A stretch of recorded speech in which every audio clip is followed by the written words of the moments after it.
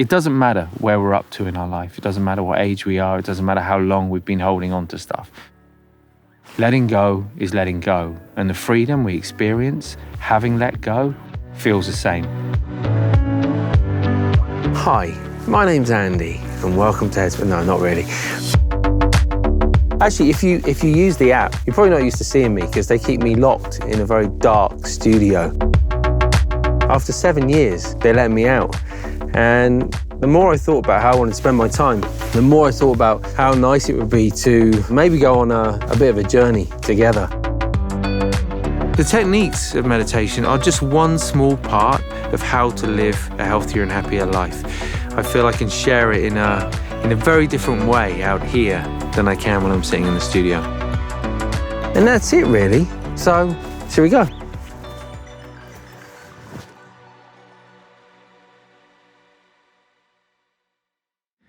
So, we get a lot of different questions in at Headspace. Sometimes they're very sort of concise and to the point, and sometimes there's a lot of different kind of parts to them. But one that came in the other day that really fascinated me, and it's something that has always kind of fascinated me, is this idea of sort of guilt and regret. I meet so many people who say they are just always caught in that cycle of guilt and regret. And obviously so much of the teaching of meditation, the way we kind of approach meditation, the way we approach life, is about how to be present in the moment. And yet, by definition, if we're caught up in thoughts of guilt and regret, we're living in the past. So it's worth just sort of unpacking that a little bit and seeing maybe, is it possible to live with less guilt, with less regret? Is there a way of sort of letting go of it?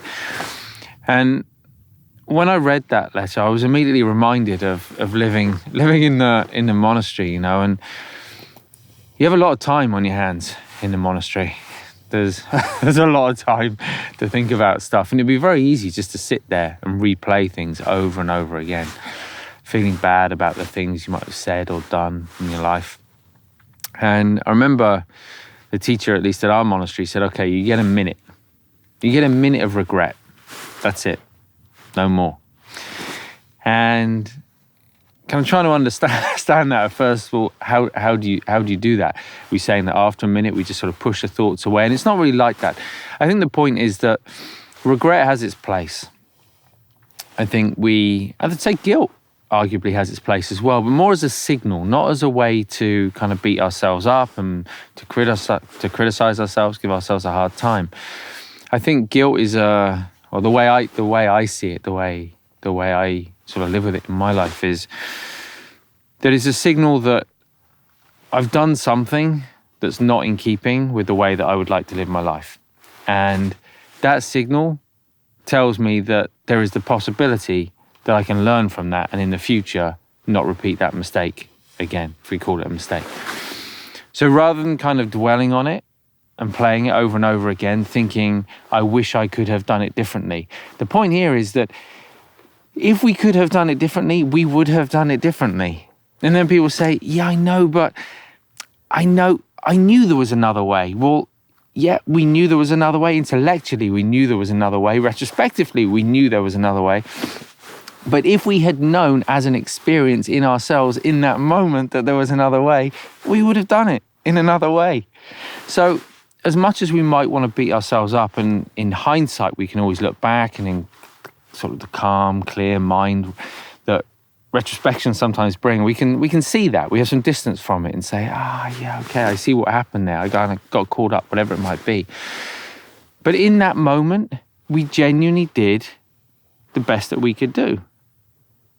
Otherwise, we would have done something more, right? So, and I think it's really helpful to keep that in mind. It's not an excuse. It's not a way of negating harmful things that we might say or do to other people, but it is a way of maintaining a healthy, a happy mind. It's a way of refining an approach to life, kindness, over kind of, or sort of through the moment we're in now and into the future. So I've found that kind of way of thinking about it really helpful, that you get that minute, a minute to reflect on what's happened. How does it feel? Is there something we can learn from it? Is there something we can take into the future? And in doing that, you're able to sort of let go of the past. And unless we're willing, unless we're able to let go of the past, then there is no way of experiencing this moment right now. We are stuck in a storyline from the past. So it's in stepping out of that storyline and letting go of that storyline that we actually get to live again. And I've met people over the years. I've met people who've been living with really deep feelings of guilt and regret. Wow, for not just weeks and months, but years and years. People who've lived decades of their life. And if you'd have asked me kind of a long time ago, is it possible to kind of let go of that many years of regret and guilt?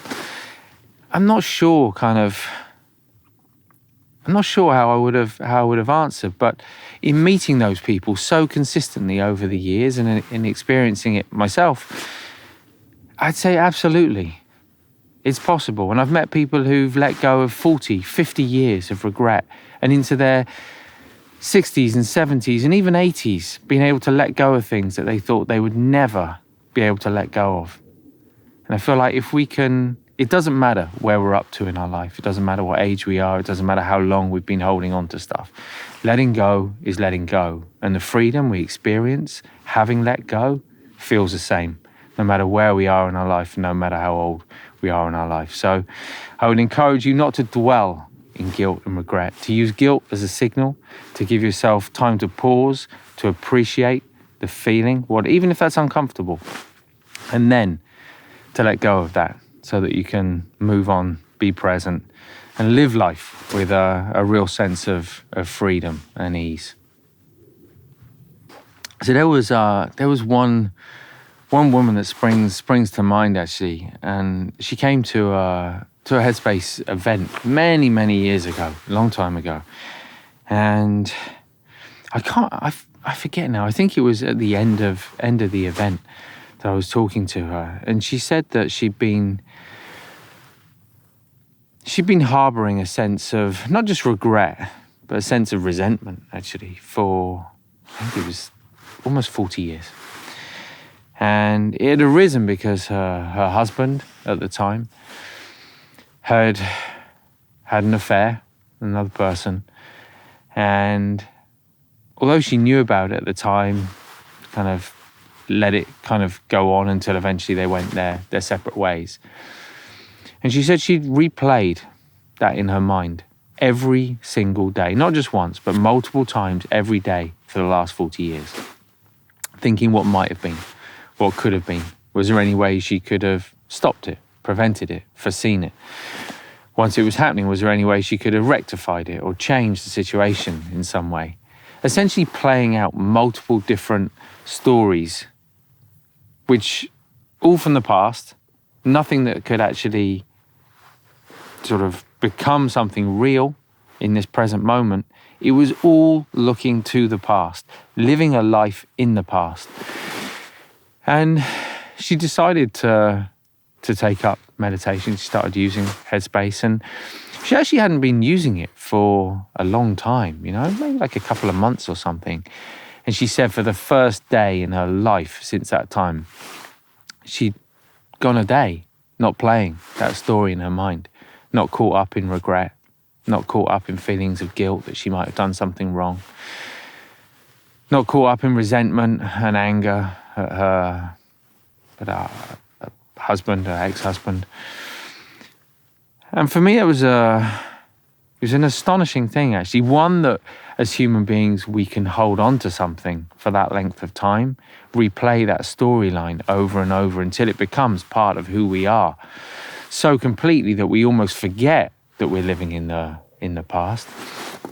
But also the potential for transformation, that as human beings, that we always have the potential to let go of something, even if it's really deep-rooted, even if it feels part of who we are, there is the opportunity and the potential to let that go. And as I say, I've met a lot of people over the years who've talked to me about their feelings of guilt and regret, but yeah, that one stands out. So when I think of the difference between guilt and regret, as I say, for for me personally, the way I experience it, guilt is maybe the perhaps the stronger feeling, the emotional feeling, whereas regret is perhaps more of the rational sort of feeling. So the feeling, the emotional kind of quality, even the physical quality of guilt, I feel it's very tangible. We tend to experience it whenever we think of that situation. Regret tends to be a bit more sort of rational. We start to sort of think, I wish I hadn't done that. Could I have done that differently? And so for me, that's the difference kind of between the two. Guilt is the immediate sort of feeling, that visceral feeling that we feel in our body, that discomfort. It's perhaps more akin to an emotion, whereas, regret, it's a bit more intellectual, perhaps how we justify our feelings of guilt, how we try to rationalize it, or perhaps even how we tend to resist those feelings and sort of move away from them in some way. But that's how I experience the two differently. When I think about different people that I know in my life, that I've met in my life, and my own experience of just sort of watching the mind, it's really easy to get caught in a cycle of regret. And once it sort of takes root, I feel like it's really easy to get sort of stuck in that. It almost becomes part of who we are. We start to apply that same lens to everything. So I think that's the thing very often with the mind. It only takes sort of one situation where we become quite sort of conditioned or habituated to responding, reacting in a particular way. And once we've sort of refined that, it doesn't matter whether it's good or bad, once we sort of refine that, then we start to find ourselves applying that to other situations and areas in life as well.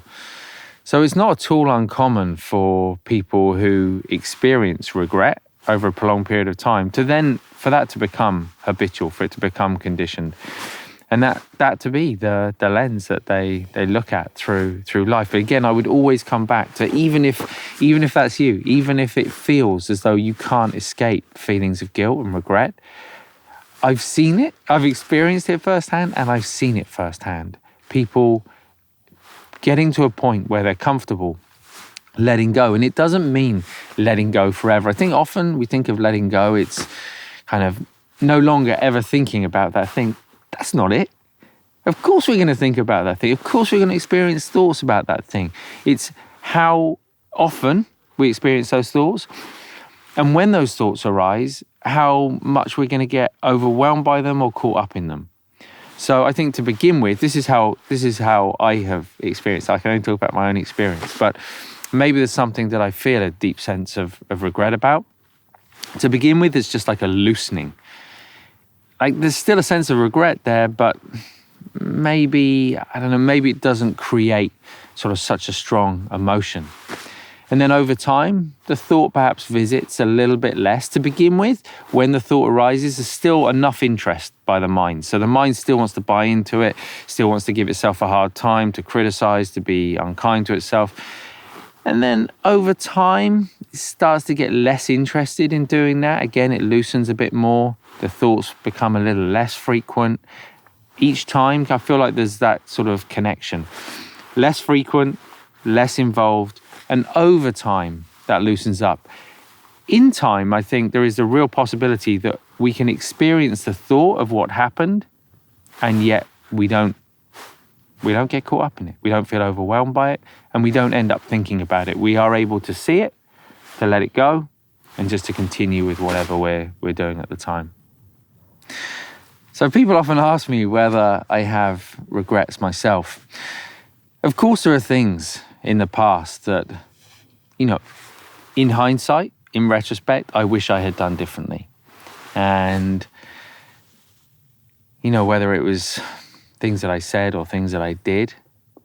And of course, with a magic wand, if I could go back, and change those things, of course, we all would, right? Because we all want people around us to be happier. But I don't really kind of relate to it in that way. I think there is a a point at which the mind is comfortable letting go of the past. Doesn't mean we forget those things that happened in the past. I don't forget those things that I said or I did. But I don't find myself sitting around thinking about them. They don't keep me up at night. I feel that the mind has found a rhythm or a cadence where it's more comfortable kind of being present. Again, doesn't mean there weren't lots of things that happened in the past that I haven't regretted at some point. And it doesn't mean that those things no longer matter. I still will go to those places in my mind because those are places of learning for me. So I go there not to beat myself up, not to give myself a hard time, but to remind myself of what happens, what the consequences are when I do something or say something which I could perhaps approach in a different way. So for me, it's more of a learning on the journey rather than a place to beat myself up or give myself a hard time. I recently met someone who was, they were working the program, as they say, kind of doing 12 steps, kind of substance abuse.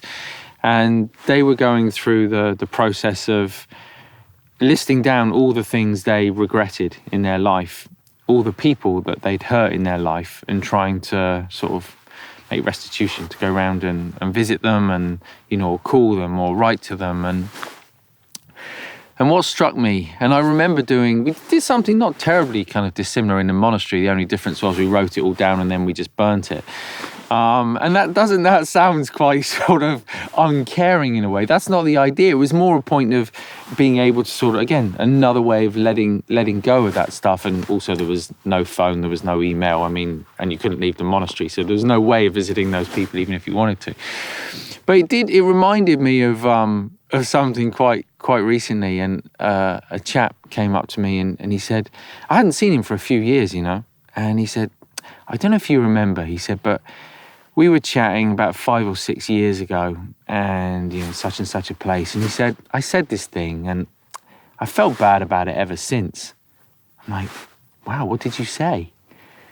And he told me, and I'm like, I have no memory of that. And for him, he had lived with that for all those years and thought about it, and it had become this kind of thing. I didn't even remember it. I think very often things that we kind of take away, that we feel guilty about, that we feel regretful about, for the other person, it's maybe not even such, it's not such a big part of their life. That said, there are unquestionably situations where I think we have a responsibility to go to the other person and to apologize, to own kind of whatever it is that we've done. And I think that is part of the letting go sort of process, not necessarily harboring a sense of regret or guilt. So there are situations for sure where that can be helpful, but more often than not, we don't need to set about sort of contacting every single person in our life that we might have hurt in some way. I think it's enough to be really clear in our intention moving forwards that we're going to do our best to practice kindness, awareness, compassion, however you like to think about it. So I think sometimes this idea of regret or guilt, it can come about.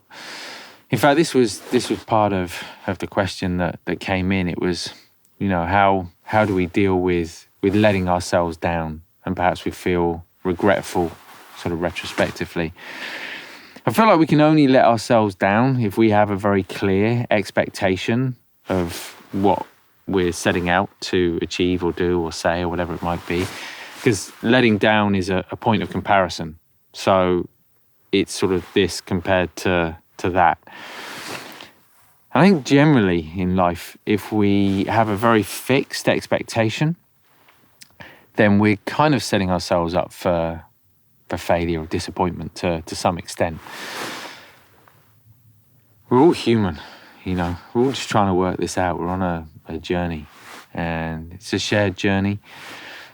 But along the way, we're gonna things are going to happen. We're going to do things, we're going to say things that don't necessarily meet with the way that we would like to live life. And I think that's the importance of living moment to moment. If we're living really fixated on an expectation, then it's an expectation that was formed in the past. We can't have an expectation now, that's for the future. So if we're trying to compare ourselves against an expectation in the past, we're essentially living in the past. And we've set that expectation. No one else has set that expectation. Others can project things onto us, but that's up to us kind of how much we want to sort of take that on board. So I feel in many ways the essence of living in the moment, of living kind of in the present, is letting go of expectations, letting go of that point of comparison where we can compare ourselves against an idea in our mind of what we would like life to be, and instead actually live life as it is.